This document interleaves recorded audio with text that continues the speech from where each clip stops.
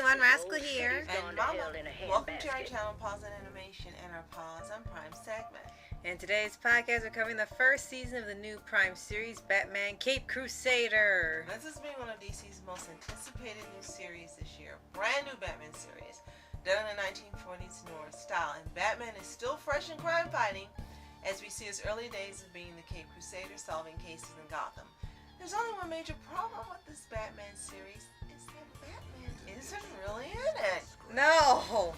And before we start with that, be sure to like, subscribe, with occasionally some future podcasts and World of Paws videos. Thanks for joining us, subscribing, and sharing our video to appreciate all your help. Love you guys. So this is a collaboration between Bruce Timm and J.J. Abrams. And as well as, I think, Matt Reeves, right? Yes, you're right. Okay.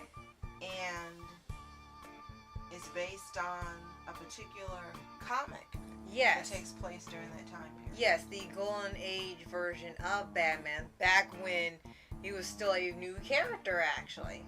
Now, one of the problems we kind of think with this is it's got a lot of executive producers. It's kind of like Craig of the Creek. You got Bruce Timm, J.J. Abrams, Matt Reeves, Ed Brubaker, James Tucker, Daniel Pipsky, Rachel Rich, Is there enough and people? Sam Register. Plus 3 producers. Right. And then production companies, you've got 5 of those. Yeah, so a lot of hands in this. And a lot of people were excited, including us, when we heard Bruce Timm's being involved in it. And unfortunately, now we know Bruce Timm hasn't had as much hands in things as we thought he did. So that was one thing. And then another thing would be J.J. Abrams hasn't done really a good thing since Star Wars. So this was already 2 red flags we didn't catch on to. So I'm going to tell you a few more basics and what did work for this series and then what doesn't work. Right. So there are 10 episodes for the first season, and each one runs between 22 and 24 minutes depending on the episode. And it just came out August 1st. We didn't binge watch it. It took us 3 days to watch all 10 episodes. Right.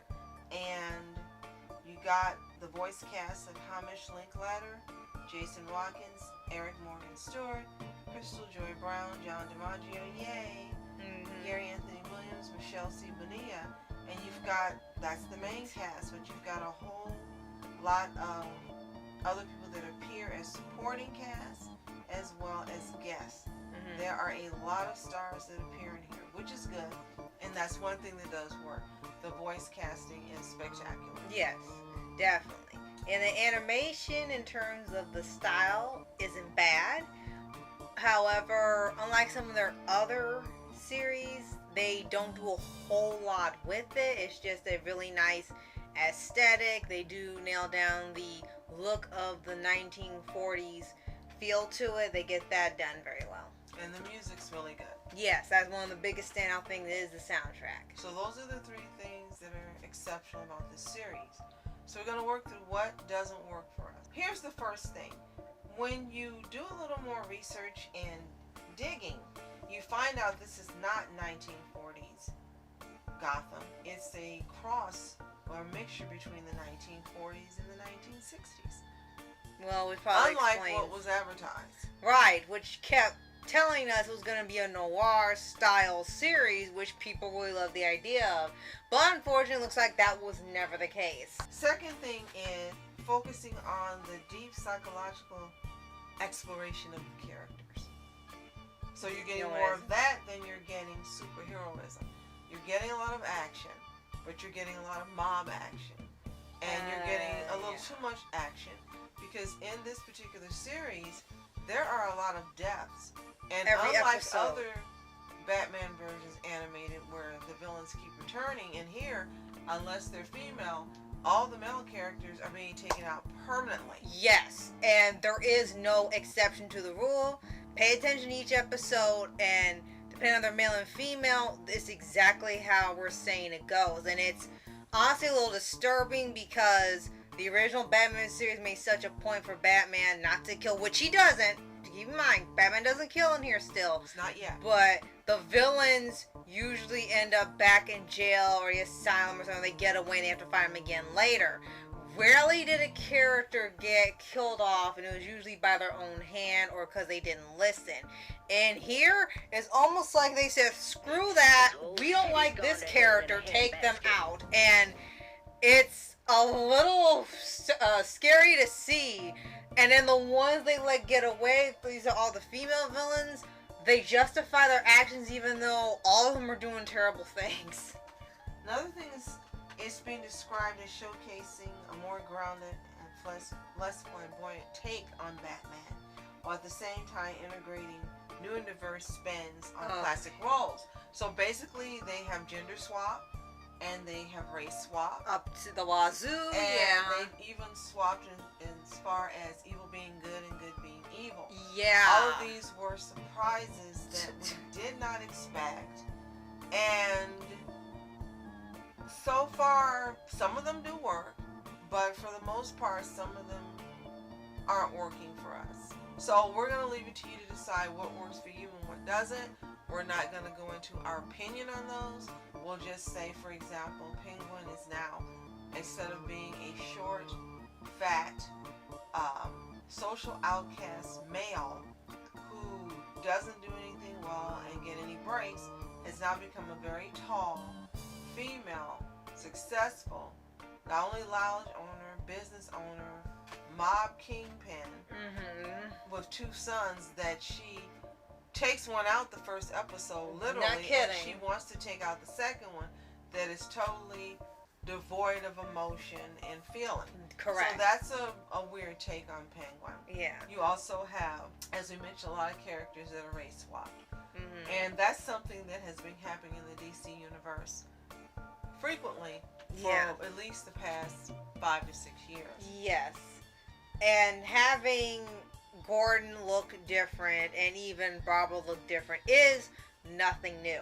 And the problem is that they did not do anything with that choice because of the time period it's supposed to be in, and cross-referencing it. It's like they decided to abandon the things that were going on at the time for the sake of having these characters in these positions and having them be main characters, rather than having them go through arcs of them proving themselves in these positions and they can be viable sources to the police department. They kind of just play Gordon as, well, the mayor tells him what to do. He doesn't have a backbone. And Barbara... Either the mayor or Barbara tells him. Right. And then Barbara, on the other hand, is supposed to be a defense lawyer. However, her decision is not to defend the ones who are really innocent. She defends all the criminals who actually have evidence against them that shows they are guilty, but she manages to get them off the hook and they get scot-free. So it's like, wait a minute, do you know whose side you're on in this? They mention it so many times. She's kind of helping the criminals get away, the ones that really aren't innocent. And another change is Harley Quinn, major one, voices Jamie Chung, and now Harley Quinn is Asian. That's not a problem. Right. The problem is this isn't Harley Quinn. No, there's no connection. She is not only totally different, but she gets away with everything that she does. She also is like the Penguin. She's devoid of feeling. She's devoid of character. She's devoid of personality. Yeah, she's a psychiatrist. She's a sociopath. She's a psychotic sociopath psychologist. Yeah, imagine all three together. Imagine all 3 of those together. And when you see her in the show... Well, I take that back. That's true. Because in one scene, one of the last 2 episodes, she says she's got to take out everybody so there are no witnesses. And she tells Batman, I'm going to give you 5 minutes. I really don't want you to be taken out. Find a way to get out of this, and she leaves. And would you believe Batman can't get out? Which is another problem here after we finish with Harley Quinn. This isn't Harley Quinn. No, it's this is not. a totally different character. And what we think would have worked is just creating a different character. Altogether. And giving them a name. Yeah, because she's nothing like any other version of Harley that we've seen now. She's not with the Joker anymore. And they've changed every single aspect of her to be totally different. So, yeah, you might as well just made a whole new character. That definitely would have worked much, much better. The mayor in here is, wow. This is just, yeah. And I would say this is the worst version of Gotham we've seen. Now, to Batman, who should be the main focus, but he isn't in his own Batman series. Caped Crusader. Batman, within the first 5 episodes, barely appears. And then he starts appearing a little more between episodes 6 through 8. Yeah. Finally, in 9 and 10, episodes 9 and 10, I should say, he has the most appearances. But they did not tell us this in the trailer. No, they just kept showing his scenes. Right. But you find out what you see in the trailer are the majority of the scenes he appears in. But everyone else has a focus in the series, which is really weird. Why are you calling it Batman Caped Crusader? You should have just called it Caped Crusader Adventures or something, which would have been more accurate and more honest in what's going on. This is not a Batman series. Now, for those of you who may add us and say, hey, did you read the information? This is when he first started out as new. You understand that. Yes. But he still should be in his own series. Right. It's possible in season 2, and we're sure there'll be a season 2. Right. And he'll probably have, hopefully, he'll have more input and focus. But to have the first season, and it's all about the criminals, and all about the women, and all about, we forgot to mention, Bullock and Flass, and we'll get to them in a second. This is not about Batman. Right. And the worst part is that a lot of people started to notice as reviews started coming in that Batman does not act like Batman. Like you said, we know he's new, but they made him very cold-hearted. He does not have any detective skills whatsoever in here. Barbara or fighting skills. Right. Barbara Montoya have all the detective skills. He is barely in the episode. He cannot solve any mystery. And then the times he gets involved in the crimes, he either is losing, aside from 2 times, he's caught immediately. And when he caught the Penguin, it was so bad they wanted Penguin to get off, like, scot-free, to the point where, whoa, they got rid of the Penguin. Oh, it was a mistake because now this other criminal came in and took over, even though the whole point should be you got rid of one criminal, you only got one left, but they act like him putting away this female villain was a horrible decision. Then his treatment of Alfred is very cold until the end. Right. And then, last but not least, is the fact that they get to near the end of the series with Harvey Dent, and it's implied that a lot of these bad things that happen is Batman's fault, which is like, what are you doing? This is an interesting take on Harvey Dent. It is more psychological, and he's more tortured because what has happened with the acid being put on his face. But he's killed off too. You don't get any development. Nope, you don't get it's any growth. completely gone. So, want to get back to Harvey Dent and Flass. I don't recall his first name. Well, that's what they call them anyway. But these are the worst police officers in history in this version. There's no redeeming quality about them. They are just either of them. Wicked and evil to the core. They're in on everything that goes on. They've got a part of everything that goes sour, bad, crooked, whatever. And then what was really unbelievable is we mentioned that Gordon doesn't run anything. The mayor and Barbara do. So, in one episode where there's Firebug, voiced by Tom Kenny, who gets robbed. Yes! Firebug is setting fires. And there are these children, and Batman and Commissioner Gordon save the children. Well, this photographer there takes a picture of Bullock at the window broken, and the story that's written, they know it's not true, is that he saved the children. So the mayor calls Gordon and says, you know what? Bullock and Flass did a great job. I think they need to be put out in front. You need to focus on them. Now they're in charge of everything. Oh, you do what they tell you. And we're watching this like, what the heck? And they kill Firebug. Immediately.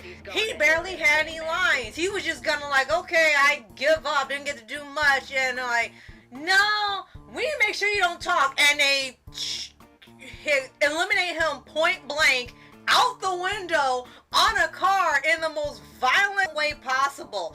And it just like felt like an insult, not just to Tom Kenny, but just like, Bullock wasn't even this bad in the other series. He had his little thing against Batman, and he had his curmudgeonless thing about him, but he wasn't a dirty cop. He just didn't trust Batman, but now he's just a cold-hearted criminal along with Flash. They gotta have the dirty cops in here, but they're worse than dirty. They are criminals in the police department. In the true sense of the word, you'll see when you watch it yourself. So what works here, the animation, the music, the voice acting cast. Absolutely stellar in all three of those. What doesn't work, things that we told you. And the choices they made. Are we going to watch season 2? Absolutely. Yeah. Because it's not terrible. It's not terrible. And it's not great. Maybe they're trying to find their footing and what they want to do. Maybe next season will be more like it. And we're both curious to see what's going to happen. So do we recommend you watch it? Absolutely. We recommend you watch it because it's not terrible. And the things that are good about it really do help it.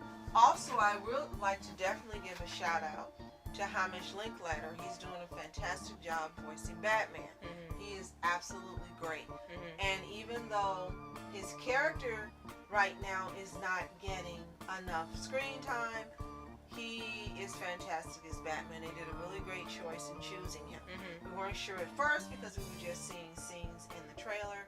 But he's really done a standout job. Right. Great casting decision for him, as well as everyone else is in here. Even the characters are not so crazy about. Right. So if you watch Batman Caped Crusader on Amazon Prime, let us know in the comments. It's available there exclusively. What do you think of it? Have you read the original comics it's based on? What do you think of the changes? Let us know what you think. If you haven't seen it, again, it's available exclusively on Amazon Prime to stream. Yep. Give it a watch. We recommend, if you're a Batman fan and you're on the fence, go ahead, watch it, come back, tell us what you think. And if you haven't already, subscribe for updates and weekly videos for the anime series, anime shows, and all things animation. Yes, and thank you so much for joining us for this coverage, as well as sharing our videos and subscribing, liking, and commenting. We appreciate you so much. And as always, you are special. Thank you so much for watching Mask Entertainment. And Mom Entertainment. Have a fantastic day. Peace. Asking the question on everyone's mind these days, what do you think about the Batman?